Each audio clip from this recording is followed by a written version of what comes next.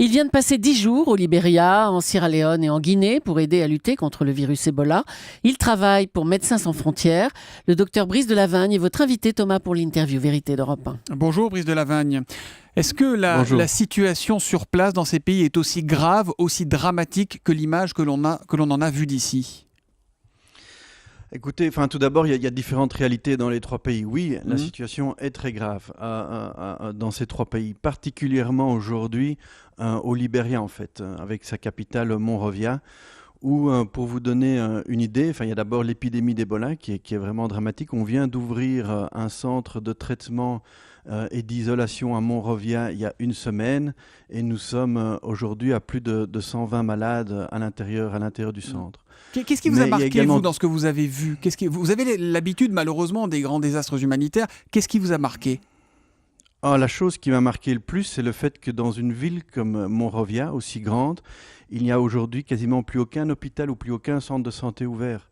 Ce qu'on a été témoin, ce que j'ai vu aussi, c'est maintenant des gens qui cherchent des services de santé et qui ne les trouvent pas. Ils sont fermés. Si aujourd'hui vous avez une jambe cassée ou si surtout vous êtes une femme enceinte, vous ne trouverez pas un hôpital pour accoucher. Et pourquoi ils sont fermés ? Parce que les gens ont peur ? Terrible. Parce que les soignants ne veulent plus soigner ?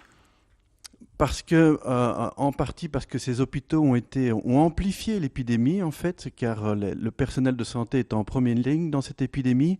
Donc des malades arrivent, sont contagieux et contaminent plusieurs personnels de santé. Donc il y a plus de 35 docteurs et infirmiers qui sont morts au Libéria. Et évidemment, ils ont très peur de revenir travailler. Et de toute façon, les hôpitaux aussi doivent être désinfectés et doivent être réouverts de façon convenable, en fait. Et vous, sur place, vous avez eu peur d'attraper le virus ? On vit dans la psychose là-bas tous les jours, à chaque coin de rue ?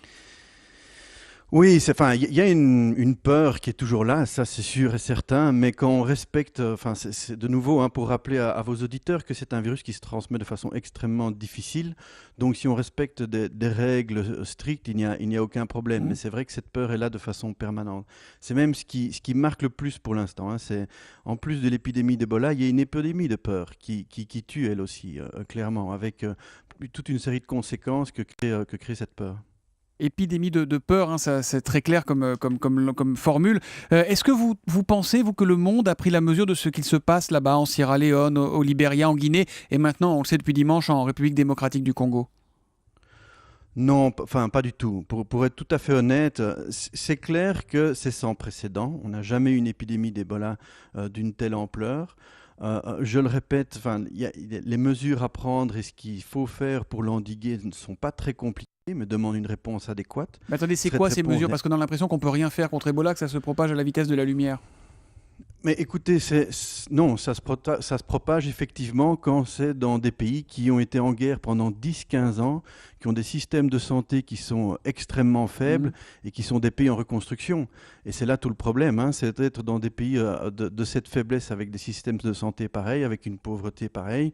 Et là, effectivement, l'épidémie augmente très fortement. Mais il y a tout à fait moyen de répondre à ça. C'est comme un grand tremblement de terre. Il faut qu'il y ait un déploiement adéquat de différents acteurs et que les bonnes décisions soient prises pour enfin pouvoir réussir à endiguer l'épidémie. Alors, Brice de Lavagne, Ebola a déjà fait près de 1500 morts. Ce sont les derniers chiffres fournis par l'Organisation mondiale de la santé. 1427 morts sur 2615 cas. Et puis, il y en a au moins 2 qui s'en sont sortis. Il y a le docteur Brantley et une aide-soignante, 2 humanitaires américains. Eux ont eu un traitement. Mais alors, pourquoi ce traitement, qui existe donc, on ne le distribue pas en masse ? C'est le SMAP, ce fameux médicament-là. Votre question est compliquée dans le sens que c'est toute la problématique de médicaments qui sont pour guérir des maladies qui sont oubliées, dont les gens, dont la communauté internationale ne s'occupe pas vraiment. Tout d'abord, pour être tout à fait clair, à l'heure d'aujourd'hui, il n'y a plus de traitement ZMapp. Si je ne me trompe pas, il y avait extrêmement peu de traitements. C'est un traitement qui n'avait jamais été... Il n'y en a plus matériellement, en fait, on n'a plus de stock. Non, matériellement. Exactement, il n'y a plus de stock. C'est un médicament qui était tout à fait expérimental et qui n'avait pas encore été essayé sur des humains même. Donc vous imaginez, vous savez que pour qu'un médicament soit dans le commerce, il faut parfois des dizaines d'années ou plusieurs années pour qu'il soit validé.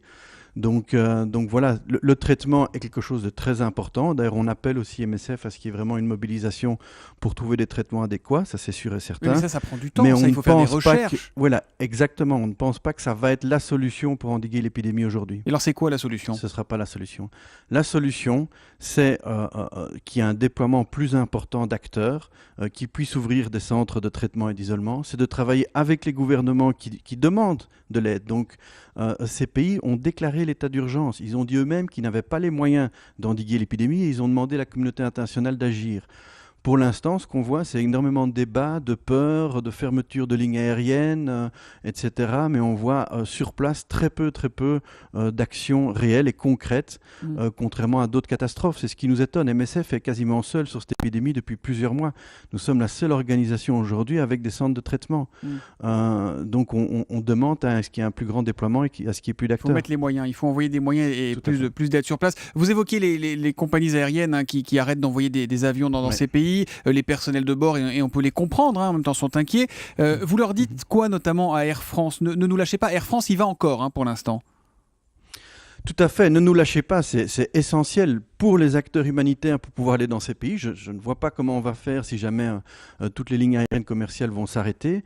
Mais effectivement, ce n'est pas mon domaine d'expertise, mais tout le problème aussi économique que ces pays vont avoir si on les isole de facto. Donc, ce qui est en train de se passer, c'est qu'on est en train de mettre de facto ces trois pays en quarantaine, ce qui va être absolument dramatique. Donc, il faut absolument que les lignes aériennes et que les différents échanges commerciaux continuent. Et encore une fois, c'est clair que cette maladie est très forte et violente, elle fait peur, mais il y a tout à fait moyen de l'endiguer. Et dans la plupart, enfin en Europe et dans la plupart des pays, même s'il y a des cas, les systèmes de santé sont tout à fait compétents et ont tout à fait une capacité pour contrôler qu'il n'y ait aucun problème. Ce qui n'est pas le cas, c'est sûr, dans les pays comme le Libéria, la Sierra Leone, notamment la Guinée aussi. Et donc dans ces pays, il n'y a pas d'autre solution que d'aller les aider. Il faut aller les aider, il faut absolument... C'est là que se trouve la solution et ces pays demandent de l'aide. Mais pour l'instant, il n'y a rien de concret. Merci, on vous a entendu ce matin sur Europe 1. Merci Brice Delevagne d'avoir été en direct avec nous. Je rappelle que vous êtes directeur des opérations pour MSF, Médecins sans frontières. Merci, bonne journée à vous.